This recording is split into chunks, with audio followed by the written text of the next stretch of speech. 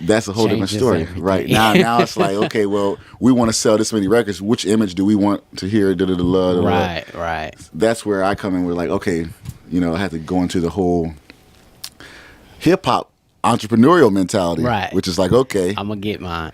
yeah, and you can have enemies on all sides. So it's like a whole multiple layered thing. It can sound like at one point, oh, he's really about this, but it's like, yeah, but then I got betrayed by them too on the flip. Right. And I got a lot of freedom from this side over here, but then on the same side, so it does like this a lot.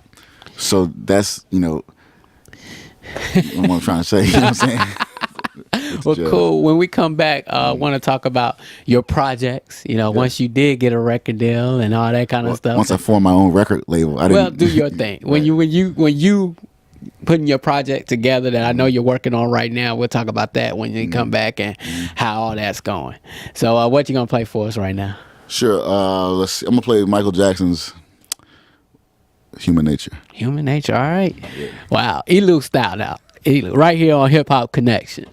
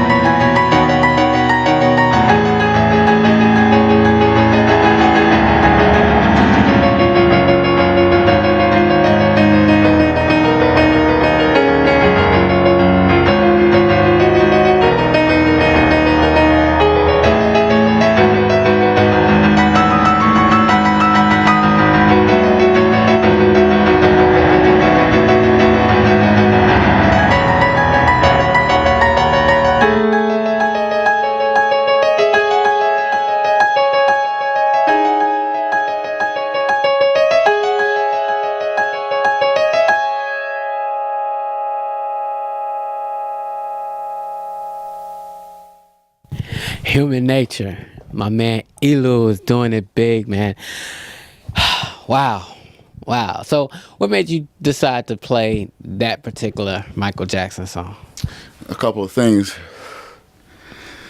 One, pianistically speaking, there's very few pieces in pop music where you get that kind of ornamentation going on. Okay. Because a lot of times that kind of ornamentation can crowd the funk, shall we say. Okay. It can be inappropriate. It can get in the way of that good time that the pop tune or the rock tune is trying to have, simple Right. and easy. Every once in a while, though, the composers of these tunes will get the idea that they want to get busy a little bit. And so then they'll come up with some beautiful, genius, butterfly, hummingbird type ornament. Okay. And I hunt for those because that allows me to utilize my technique, and it gives me an idea of how to improvise in that fashion. I'm still chasing that. I'm still trying to find a way to take all of the things that we do in jazz, imitating horn players or Art Tatum, or all these different flourishes. Like, Right. for instance, classical music like Beethoven. Sorry.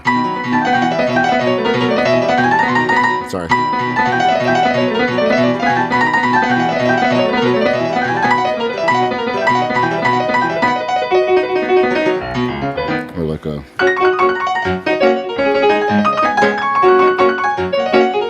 I might choke him. Well, either way, like that's the kind of stuff that goes on in typical piano repertoire. Right. Or if you could do like jazz stuff.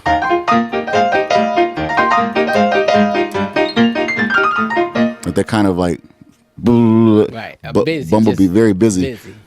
But in pop music, no one, you don't get that. You don't really hear that kind of stuff. Right. Usually, but every once in a while you get something like that.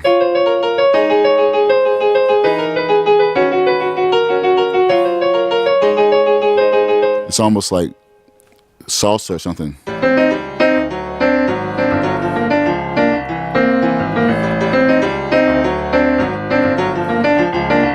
But then it's rare that you can find like some good licks like that in like the straight rock or pop idiom, and when you do, at least for me, it's really enjoyable. It's a joy. Yes, It's a a joy joy. because then I can unleash. Yeah. So you're working on your project. As a matter of fact, Oh, actually, yeah, it's in stores right now. It's cdbaby.com right now. It's going to be on iTunes pretty soon. It's called Elu Rock Jazz Volume 1. I formed my own company called Ninjazz Entertainment, and we're just doing this basically using the hip hop entrepreneurial tactics, Right. and it's working. so